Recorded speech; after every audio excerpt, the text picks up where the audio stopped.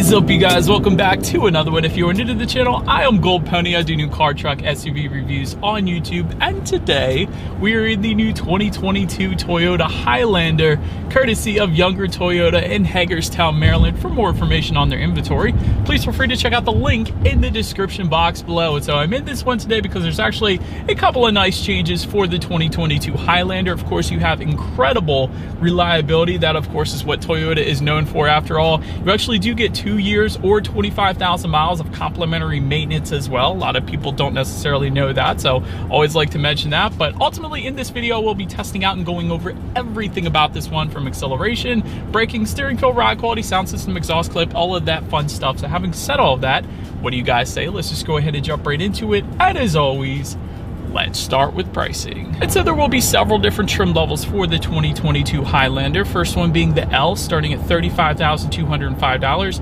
LE for $37,405, XLE for $40,405, XSE, which actually is the one we have today, starting at $42,000, Limited for $44,360, and Platinum for $47,560. By the way, that was all pricing for the front wheel drive configuration. If you wanted to add all-wheel drive, simply add roughly $2,000 then to any of those prices. But regardless of trim level that you go with, the power plant on this thing is going to be the same. Powering the 2022 Highlander will be a 3.5 liter naturally aspirated V6, putting out 295 horsepower at 6,600 RPM, 263 pound-feet of torque coming in at 4,700 RPM. Power sent to front wheels or all wheels through an 8-speed automatic. 0 to 60 time coming in at approximately 7.3 seconds, with MPG numbers coming in at 21 in the city, 29 on the highway for the front wheel drive, 20 in the city, 27 then on the highway for the all-wheel drive, taking regular unleaded fuel. But said that before we do any kind of fun acceleration tests here in our 2022 Highlander, I did want to mention to you guys the drive modes. And so all of those drive mode adjustments are located directly behind the shifter. There's a toggle switch. There's also a circular dial. The toggle switch is going to give you your on-road driving modes, which will include Eco, Normal, and Sport. Then the circular dial is actually going to give you mud and sand along with rock and dirt. And you do actually have a snow driving mode then as well, which is going to come in super handy, especially here in Western Maryland. But nonetheless, those drive modes will adjust things like the shift points, the throttle response, and the all-wheel drive system engagement. So now, having gotten all that out of the way, what do you guys say? Let's go ahead and find a straightaway here. Let's put the Highlander to the test, and let's see how quickly we can get our new 2022 Highlander here up to speed. All right, you guys, in 3, 2, 1. Wow, that's actually really good. You know what? There's so many turbocharged engines out there right now. Yes, we all know they're more unreliable, but this naturally aspirated engine has a ton of power and it's extremely reliable as well. So it's really the best of both worlds. I don't know, I think I'm used to turbo lag at this point, even if it's just a little bit, but there's none of that, of course, because this isn't a turbocharged engine. So it's instant acceleration from the get-go, and it's extremely reliable as well. So you gotta love it. But anyways, to go along with that acceleration, as always, braking is equally important. So up front, you will find 13.3-inch ventilated front discs. In the back, 13.3-inch solid rear discs. As far as that 60 to 0 stopping distance goes, it actually comes in at 116 feet, which is incredibly impressive. Let me tell you guys, typically with SUVs, especially 3-row SUVs, it's coming in the upper 120s, if not the 130s. I've seen as bad as 139 feet, so 116 feet. Quite honestly, it's sports sedan good. So immediate stop in this thing, which is what you want because you're more than likely going to have some precious cargo sitting in the back seat. So definitely a good thing there. The braking feel is perfectly fine. I love it. Definitely leans towards the firmer side of things, which I personally appreciate. Then touching on suspension and handling, up front, you're going to get an independent McPherson strut front suspension. In the back, trailing wishbone type rear suspension, a front stabilizer bar then as well. As far as ride quality goes, it's been perfectly fine on my short test drive here today. So definitely no issues with that. As far as steering feel goes, leans a little bit more on the heavier side compared to a lot of other 3-row SUVs I've tested. I'll put it that way. I mean, it's nothing crazy like a sports car, but comparing it to other 3-row SUVs that I test, it's definitely on the heavier side, which I like. It gives you better driver feedback. It instantly points you in the direction that you want to go. So I personally appreciate that.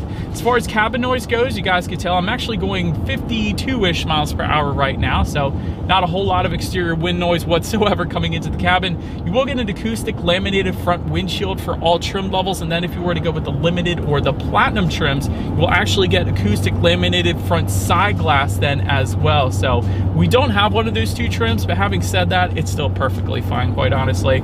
Then touching on visibility, I don't have the third row up right now, but I can see perfectly fine out the back without that third row up. I put it that way because sometimes the third row headrests tend to be beefy on other SUVs, but right now it looks perfectly fine. Rain sensing windshield wipers do come standard on the platinum trim level, and also with that platinum you will find a 10-inch color head-up display projecting your speed limit and safety features then as well. But that pretty much rounds out the performance segment of this review, you guys. Let's now go ahead and take a look at the exterior of our brand new 2022 Toyota Highlander. All right, so here she is, you guys, the new 2022 Toyota Highlander, finished in midnight black metallic. Just got it washed up. It looks pretty dang good, I gotta be honest. But anyways, let's go ahead and start up front on this one. Front grille, of course, is going to differ amongst the trim levels. You're either going to get chrome, silver, or black surrounds, depending upon the particular trim level that you go with the XSE being more of the sportier trim level, at least in appearance. That is why we're going to have gloss black surrounds, which look dang good on a black exterior. So that's just my personal opinion. Silver accenting then found on the lower portion of that front bumper, only if you go with the platinum trim level. That makes sense. It's more of the prestigious trim level, so to speak. To the sides, LED headlights do come standard on every single trim level across the board for added illumination at night. Automatic feature, of course, coming with that as well, meaning when it starts to get dark at night, those headlights will turn on automatically for you there. LED daytime running lights also coming standard. LED fog lights with the LE trim level and up if you wanted them. And then you actually get high output LED fog lights only for the limited and platinum trim levels. But I also wanted to add, with that platinum trim level, you actually get adaptive front lighting, meaning when you're going around a bend at night, those headlights will swivel based on the direction of your steering angle, better help illuminating than what is around that bend. So it's kind of a safety feature in itself. And even the whole front fascia is going to differ amongst the trim levels. If, for example, if you look at this particular XSE trim level versus maybe an XLE, the XSE is going to have much more aggressive design as opposed to the LE trim level. So I wanted to mention that. Also really like the hood crease you guys can see here in the middle. That actually is very prominent when you're driving. I think it's a pretty cool look. It gives it more of a beefier feel when you're behind the wheel. But anyways, pretty much rounds out the front end of this one. Let's now go ahead and make our way to the side of the Highlander. All right, so now since we are around to the side of this one, silver or gloss black roof rails come with the XLE trim level and up. Rear privacy glass is going to come standard for every single trim level across the board. Chrome beltline molding or gloss black molding in our particular case, since we have the XSE trim level. Gloss black A-pillar, you're not going to be able to obviously tell with a black exterior, but if we have maybe a silver or white exterior, or any other color really, there is going to be that gloss black A-pillar just above that side view mirror there. So I did want to emphasize that. Speaking of those side mirrors, they are body colored power adjustable side mirrors. They are heated with LED integrated turn signals as well for every single trim level across the board. No matte cladding on the side skirts either. Bravo Toyota. I love that they do this. So many SUVs out there put that matte black unpainted side skirts, and Toyota doesn't do that with the Highlander, so it looks so much more high-end, so much more finished, in my personal opinion. I particularly love it. Taking a look down at the wheel configuration, 18-inch alloys for the L, LE, and XLE trims, 20-inch machine-finished alloys for the XSE, that obviously is what we have right now, 20-inch chrome alloys for the limited, and 20-inch silver alloys for the platinum. But pretty much rounds out the side of this one. Let's now go ahead and make our way to the back. All right, so now since we are around to the back of this one, body colored shark fin antenna all the way to the top. Just below that, rear spoiler with an integrated brake light, a very aggressive looking rear spoiler as well. I like that. Just below that, rear window wiper. LED taillights then actually do come standard for every single trim level across the board. Gotta love that. Black rear bumper for the L, LE, and XLE trims. Dark gray metallic finish for the limited and XSE trim levels, and then a gray metallic finish for the platinum. And then of course, just below it all, there will be a single exhaust outlet, slightly different configuration dependent upon the trim level that you go with. So for example, on the XSE, we have dual stainless steel tips. But having said that, I do believe you guys know what we have to do next. As always, here is that exhaust clip.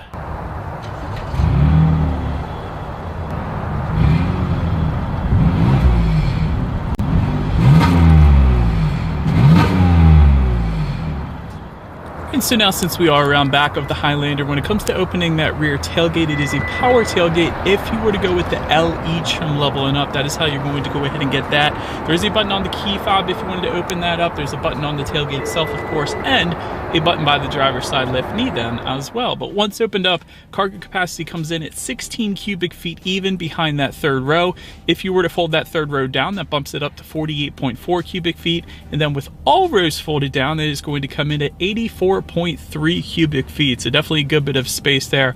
Also found in that cargo area, there are 6 cargo tie-down anchors. You will find a couple of grocery bag hooks back there. There is a rear cargo cover if you were to go with the limited or platinum trim levels, and there's actually some in-floor storage, which I love seeing as well. And so I usually put my ice scraper back there. Being in Western Maryland here, it's definitely something we use, so that is what I would recommend putting back there. But then making our way up to the third row legroom, that is going to come in at 27.7 inches. So for reference, I'm even 6 feet tall. This is how much space I have back there. There is rear ventilation for all 3 rows, and the third row passengers actually do have a few cup holders back there then as well. But ultimately, the third row is best left for children because it isn't a ton of space, but it should be able to fit a child. Then making our way to the second row legroom, that comes in at a very impressive adult-friendly 41 inches. Again, for reference, I'm even 6 feet tall. This is how much space I had in that second row. Bench seating can be found for the L, LE, and XLE trims. Captain's chairs, however, like we have today, can be found on the XSE, Limited, Platinum, and available for the XLE. I know that's a popular question for the Highlander, so did want to specify that there. Second row window sunshades can be found with the XLE trim level and up. I love that. If you go with the captain's chairs configurations, each captain's chair is going to give you kind of a folding armrest, which is pretty nice. If you go with the bench seating, you actually get a rear center armrest with cup holders. And if you go with the captain's chairs, again, you actually have cup holders between those 2 captain's chairs. So in case you were curious about where they were located, you actually can get heated second row seats then if you were to go with the platinum. And there are dual rear USB charging ports then for those second row passengers as well. And they actually can set their own temperatures as well. And we'll get to that in a little bit. But making our way there to the front seats, cloth seating with the L and LE trim, Softex upholstery for the XLE and XSE trim levels, leather seating with the limited and platinum. And new for 2022, there are now height adjustable power front seats for the XLE trim level and up. So that's one of the minor changes for the 2022 Highlander there. 8-way power driver seat though, coming with the L and LE, and you will get power lumbar if you were to go with the XLE trim level and up. Heated and ventilated front seats coming with the limited and platinum, and then heated front seats coming with the XLE trim level and up. Overall, seating was plenty comfortable. It always is in Toyota. I never have any issues there. So definitely a good vehicle to go on a nice road trip to Ocean City, Maryland with. But so then taking a look at the steering wheel, it is tilt and telescoping. It is leather wrapped for the LE trim level and up, and then heated for the limited and platinum trim levels. Then making our way to the startup, let me start by showing you guys the key here. You do have your Toyota Highlander badging on the one side, and then when you flip it over, it's pretty basic, but it's got what you need. Lock, unlock, and that button to pop the rear hatch. But it is all keyless entry with a push button start for every single trim level across the board. So all I'm going to do here is simply put my foot on the brake and press that engine start button located just by the driver's right knee then. But so once started up, tachometer is all the way to your left, speedometer is on your right. There is a fairly large digital display front and center to control what is on that digital display. There are steering wheel mounted controls found on the left side of the steering wheel there, and that gives you different information like digital speedometer, average miles per gallon at any given time, how many miles you have left until you hit empty, outside temperature, the list goes on. So pretty much everything you could possibly want on the digital portion of the gauges there. Then making our way to overall interior quality, there is a power moonroof for the XLE, XSE like we have today, and the limited trim levels. But then if you were to go with the platinum, you will get a panoramic glass roof. So definitely a good bit more light with that one. Overhead sunglass holder coming with all trim levels, and it actually comes with the rear conversation mirror, as Toyota calls it. I call it a school bus mirror, so you can essentially spy on the rear passengers. That's always fun. Auto dimming rearview mirror with home link controls coming with the XLE trim level and up, and that's for up to 3 different garage doors there. Tri-zone climate control for every single trim level across the board. So driver, passenger, and rear passengers can all set their own temperatures. Wireless phone charger with the XLE trim level and up. Ambient interior lighting for the limited and platinum. Driver voice projection system found just in front of the driver's side visor here. That's for every single trim level across the board, so you really get to be a school bus driver then. But overall, interior quality is actually pretty incredible. I gotta be honest, for this price point, you have some contrast stitching just above the passenger side glove box. I like this red and black contrast soft text upholstery that we have in this one. There's even a cool little carbon fiber-ish look just above the passenger side glove box as well. You have some added storage just above that passenger side glove box and just below the infotainment screen. Typically, that's storage that's eaten up by something else in other vehicles, so I like that Toyota added it here on the Highlander. Just in front of the shifter, you have a decent amount of storage there, perhaps for a cell phone. 3 USB charging ports, 12-volt power outlet. You also have dual cup holders. There's an electromechanical parking brake, and within the center armrest is actually where you're going to find your wireless phone charger, and of course, decent amount of storage with the 12-volt power outlet in there as well. So overall, I love the contrast colors, and overall interior quality is pretty dang good in this thing. But now let's go ahead and make our way to the tech display here. 8-inch color touchscreen display, essentially coming standard on all trim levels but the Platinum. Platinum's going to bump that up to a 12.3-inch color touchscreen display. Bluetooth and audio streaming do come standard. Android Auto, Apple CarPlay coming standard for all trim levels, but if you were to go with the LE trim level and up, it's then wireless Android Auto, Apple CarPlay, so you gotta love that. Factory navigation system coming with the limited and platinum. Of course, you can check out your radio information up there. By the way, when it comes to the sound systems, you will find 6 speakers for the L, LE, XLE, and XSE trim. So although we have the XSE, we actually do have an upgraded sound system with ours today. We have an 11-speaker JBL sound system available for our XSE and coming standard with the limited and platinum. So having said that, what do you guys say? Let's go ahead and turn on some Christmas music since we're in December, and let's test out the clarity of this one. I'll be home. Those old songs don't really showcase the capabilities of these new sound systems, if I'm being honest, but I could tell there was a good bit of bass, pretty good clarity, although that song was probably recorded in the 30s maybe. I don't know. But yeah, that sound system was plenty fine. JBL, I used to have a JBL subwoofer back in the day, one of my old cars, so they're definitely a very reputable company. But so then last thing I wanted to mention to you guys on that infotainment screen is when you do put the Highlander in reverse, you of course will find a rear view camera coming standard across the board.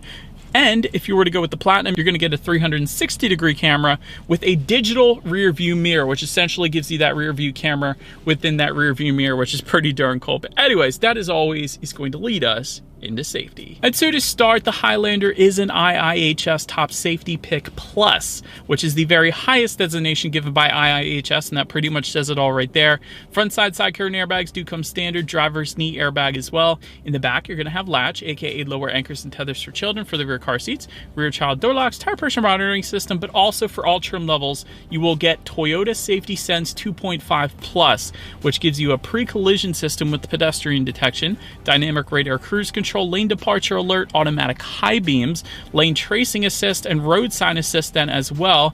Then if you were to go with the LE trim level and up, you're going to get a blind spot monitoring system with rear cross traffic alert. And lastly, limited and platinum trims are going to add front and rear parking sensors along with automatic braking then as well. So overall, when it comes to my final thoughts, this thing is excellent safety. That IIHS Top Safety Pick Plus rating pretty much says it all right there.